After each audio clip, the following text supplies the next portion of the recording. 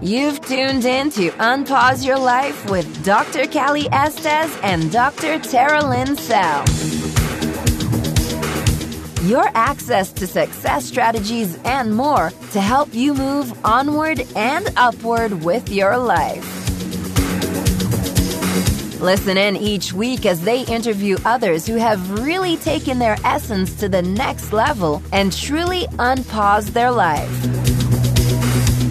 Now here are your hosts, Dr. Callie Estes and Dr. Tara Lynn Sell. Hey everyone, welcome to the show. This is Dr. Callie Estes, and I am founder of the Addictions Academy, the Addictions Coach, and Rehab Rescue. Welcome to Unpause Your Life. This is a great podcast where we showcase people who have done something extraordinary with their life. I welcome you, and I hope you enjoy all of our guests.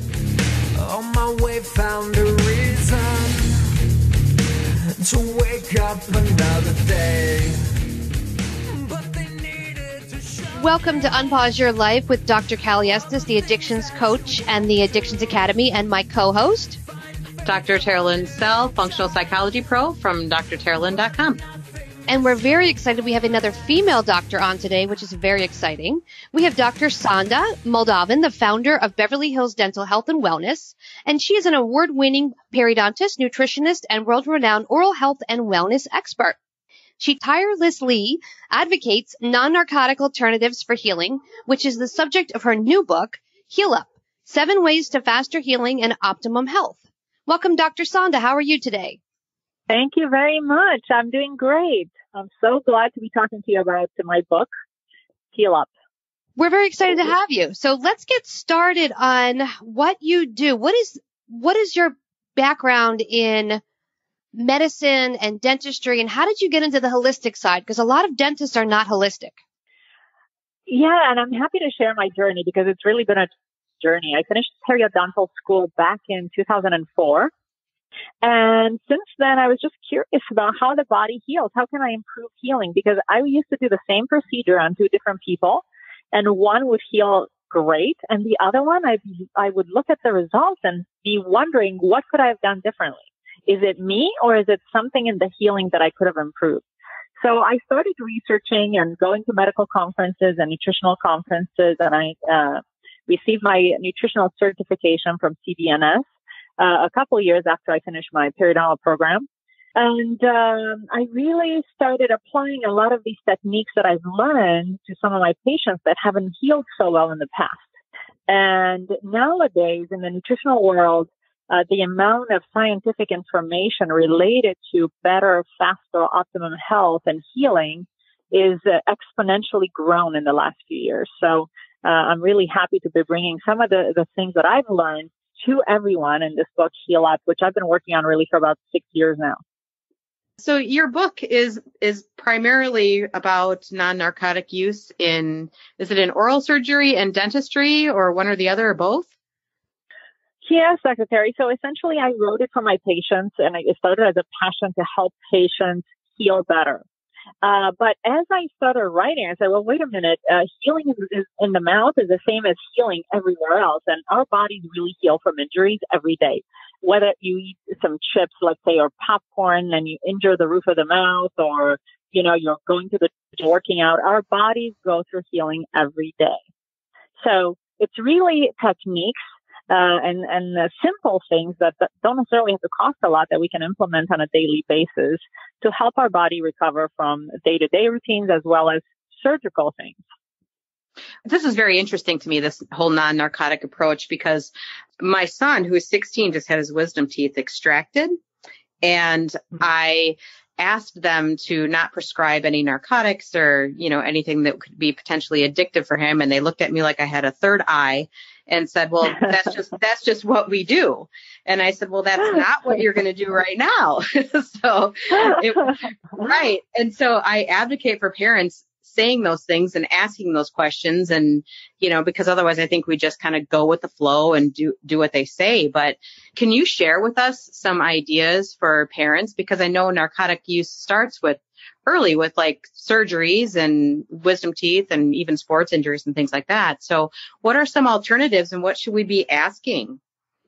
That is such a great question, because there's so many kids, especially now in the summertime, upcoming summer months, that are getting their wisdom teeth removed because they have time for healing. And there has been a study to come out to show that actually narcotics, when compared to something like bromelain, which is an anti-inflammatory enzyme that's extracted from pineapple, has been shown to perform similar when it comes to controlling pain after wisdom tooth removal. However, you won't see many dentists to prescribe bromelain, although bromelain doesn't need to be prescribed necessarily, because you can easily find it over the counter, even at your, a Whole Food store, or pharmacies nowadays, or of course online. Bromelain comes as a capsule, and 500 milligrams on an empty stomach 3 times a day is a great natural alternative for anti-inflammatory and pain control after wisdom tooth removal. That's awesome. It's really interesting because I had knee surgery a few years ago, and all I took was bromelain and curcumin. And fantastic, yeah. And it worked great. Yeah, it was amazing. I think we just need to continue to educate, and continue to talk to parents about these alternatives.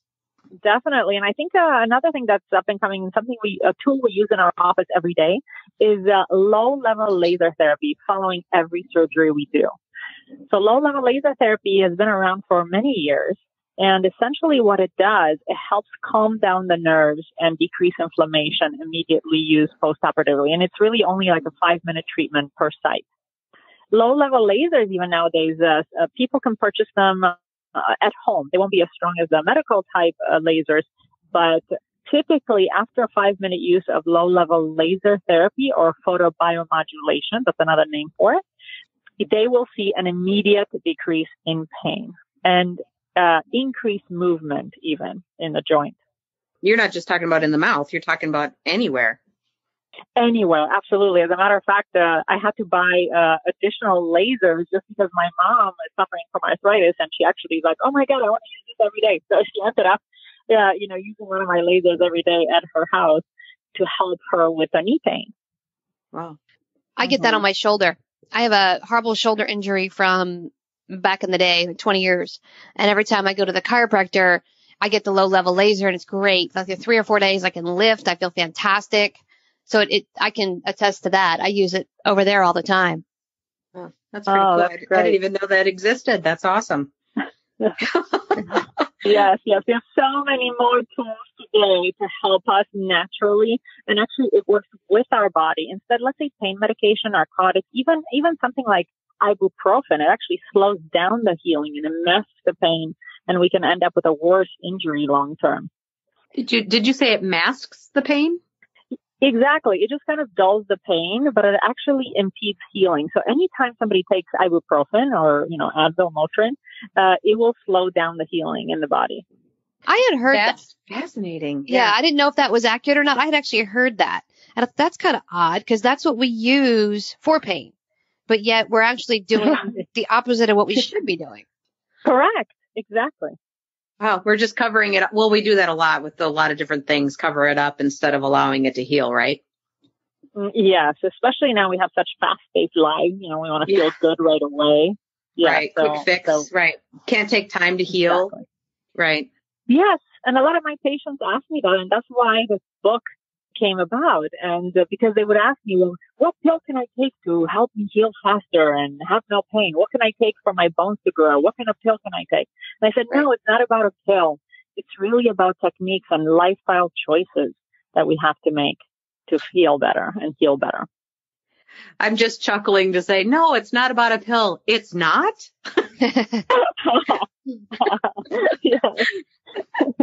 Again, exactly. we continuously look for that quick fix, and, instead of just allowing our bodies to figure it out and do what they were designed to do, right? Working synergistically with our bodies. Right. Absolutely. This is very interesting. Can you tell us a little bit more about the book? What can we find inside of it? So in Heal Up, you can find many different things. There are actually 7 different chapters. And the good thing is it's an easy read. I try to make it easy to read, and the chapters don't have to be read in any particular order. So I talk about healing with supplements. That's one of them, because I think we have today, like curcumin you were mentioning, or bromelain we were talking about earlier, great supplements for healing. But I also talk about homeopathics, because homeopathics today are targeted therapeutics to really help decrease pain and speed up regeneration of bone and other soft tissues in the body. Other chapters that I have in the book are dealing with, like, the healing with oxygen. And actually this weekend I'm here in Costa Mesa at a hyperbaric oxygen conference, because oxygen is such a vital nutrient, and that most of us don't get enough of anymore because we're shallow breathers and we don't have oxygenated tissues as we should for healing. I have a chapter with water, healing with water. What are the different waters out there? Nowadays, you walk into the supermarket, there's like alkaline water, there's ionized water, there's mineral water. So which one really is best? Also, healing with guided meditation and sleep. I mean, sleep is also a vital nutrient. We cannot live without it. In order to heal properly, we really need to de-stress and rest. Healing with food. Food is really information, and based on our diet and lifestyle choices, we can really choose food that's inflammatory and really prolong our healing time, or we could choose foods that are anti-inflammatory to really help shorten the period of pain and inflammation. So let's go back to the water for 1 second, because I'm kind of a water junkie. I've got all kinds of stuff from Whole Foods. I'm doing the 88% pH, and then I buy the other brands that are 9.4. So what should I be looking for when it comes to water? That's a great question, because I'm also a water nerd, so to speak, because, I have a pH meter at home, an electronic pH meter, and I actually measure my water just to make sure it is what exactly says on the label. So I don't know if you've ever done that, if you ever measure the pH of water at home, but I highly recommend it to everyone who is really interested to see what pH is in that water, because what I found is not all labels are accurate. That's number one. So you might think you're buying a pH of 8.8, when in fact it's maybe 6.0, which is acidic. Oh, wow. So yeah, it's not really regulated per se when it comes to labeling water. But really, the best water out there is water that's not processed, like highly processed necessarily. So spring water with an alkaline pH would be ideal for healing. Why? Because our body, as it metabolizes nutrients, has acidic byproducts, for example.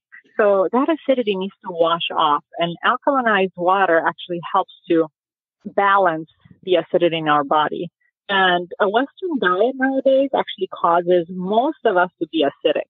Acidity, as studied by UCSF, they're going to study on 7,000 women that can cause and induce osteoporosis if it goes on for years.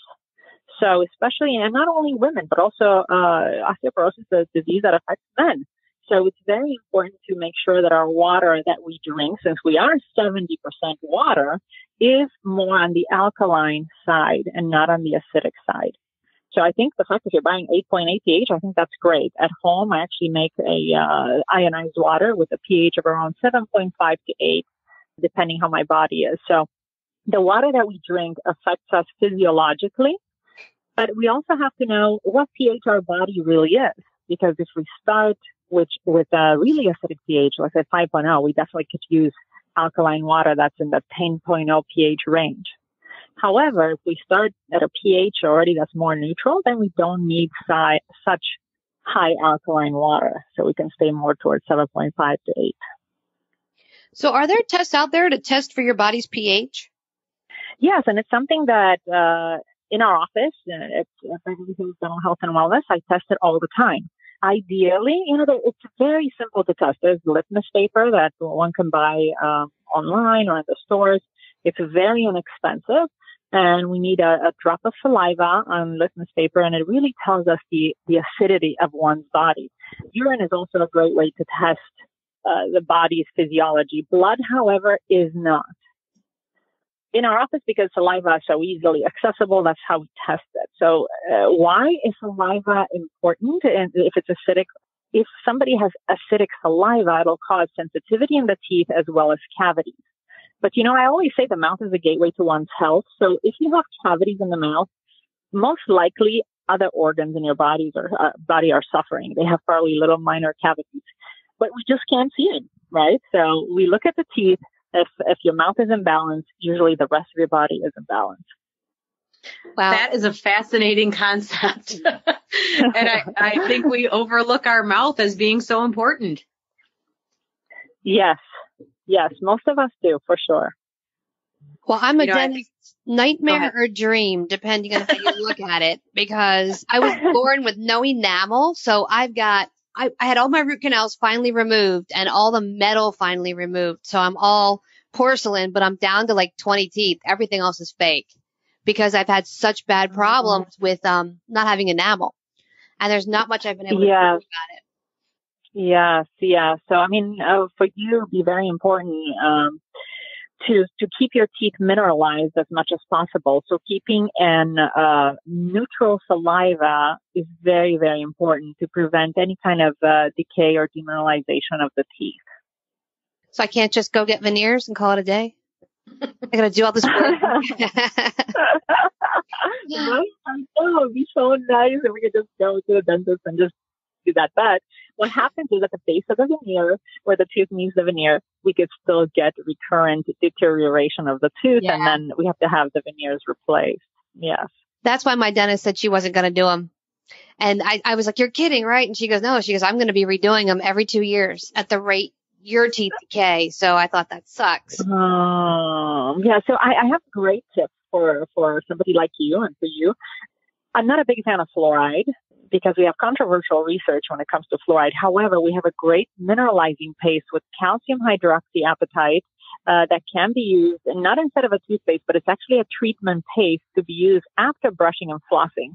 So the studies that we have from the university in Australia is that it actually helps keep the teeth fortified so that they get stronger for a longer period of time.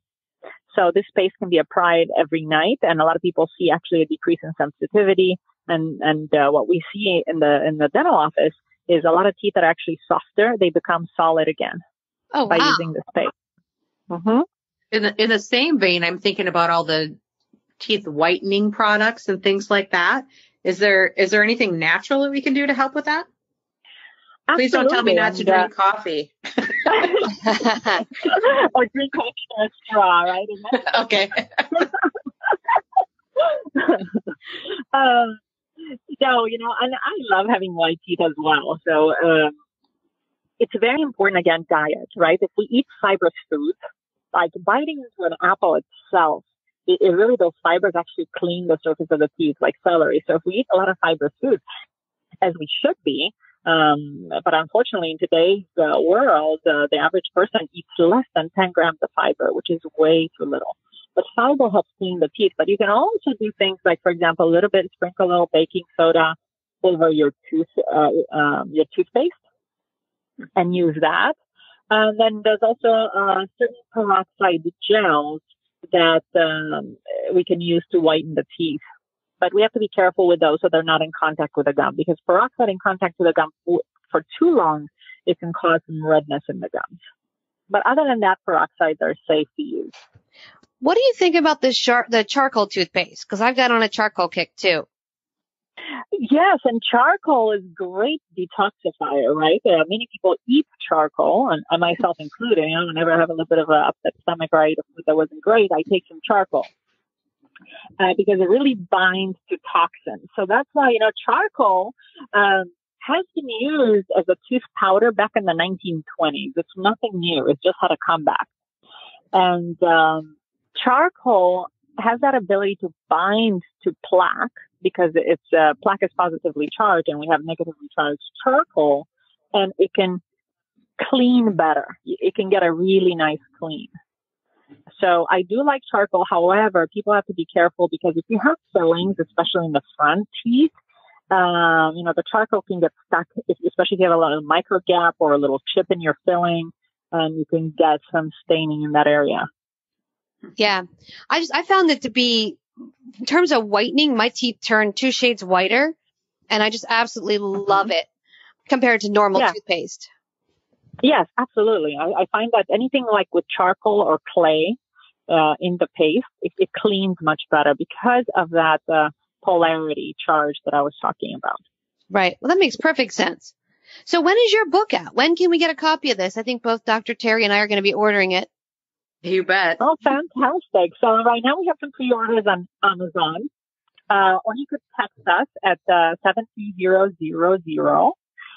If you text the word heal up, all lowercase letters, then we'll keep you updated when the book will come out. But really the launch date will be September 20th. Okay, great. So you're going to be on Amazon. And then how do our listeners find you? What is your website and your social and all that fun stuff? You can find me on Twitter at Dr. Sanda. You can send me a question there in the meantime until the book comes out. I also have a YouTube channel called Ask Dr. Sanda, and based on the questions that I get from all of you, we make little YouTube videos, like 1.5 minutes, 2 minutes long, with different information. Actually, we have something there about whitening, something about sensitivity, and things, nutrition, how it relates to a healthy mouth, so these kinds of topics. We're on Instagram and at drsandamoldovan.com. Awesome. Well, thank you so much for coming in. Any more questions, Dr. Terry? No, I'm good. This was very fascinating. Yeah, good information. Thank you. It's been so nice. I'm glad to hear it. Thank you for having me. Looking forward to your book. Thank you very much. I am too. And you've been listening to Unpause Your Life with Dr. Kelly Estes and Dr. Tara Lynn Sell.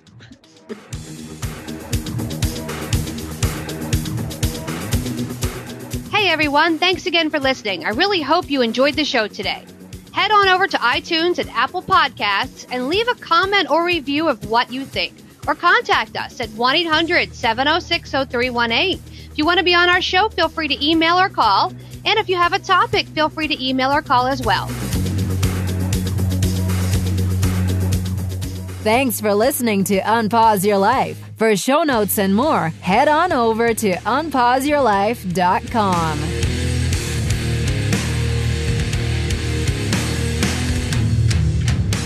Big shout out to recoveryinnovators.com for help producing this show. Thank you guys.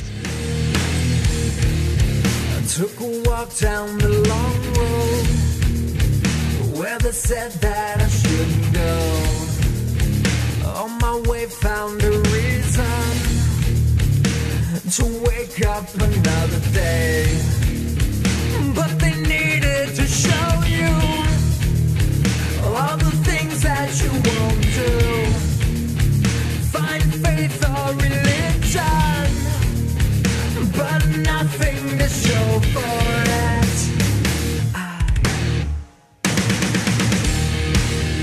No need to escape in love with my pain. I may be awake, but I'm alive, still alive, and I won't be bound by your mistake. No, I won't be your enemy, trapped at the gate. Bring me to life, put me to death. Just give me something that's just not so hard to believe. To believe. To believe.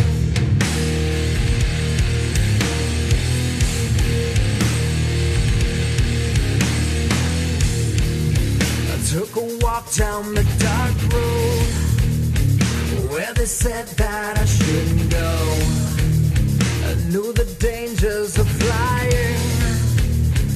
Now I'm so far from solid ground. But they needed to show